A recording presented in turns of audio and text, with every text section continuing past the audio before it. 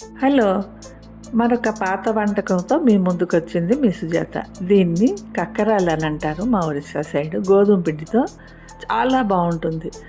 ఏంటంటే గోధుమ పిండి 1 గ్లాస్ తీసుకుంటే వాటర్ 2 గ్లాసులు, పంచదార 1 గ్లాసు అంతే. జీడిపప్పు గానీ, కొబ్బరి ముక్కలు గానీ మీ ఇష్టం నిండుగా వెయ్యాలి. మరి సోయి పెట్టడానికి బియ్యం పిండి గ్లాసు నీటిలో కలపాలి.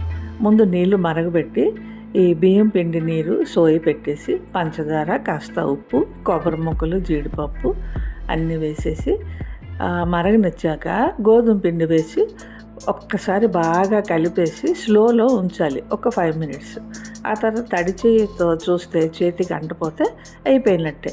ఇకగా నూనె చేతితో చక్కగా బాల్స్ లాగా చేసేసి కొద్దిగా ఫ్లాట్ చేసి నూనెలో వేపుకోవడం అంతే. ఇది బయటికి క్రిస్పీగా, లోపల మెత్తగా చాలా బాగుంటుంది. ఒకసారి ట్రై చేసి చూడండి. తప్పకుండా కమెంట్ చేయండి. నేను వెయిట్ చేస్తూ ఉంటా.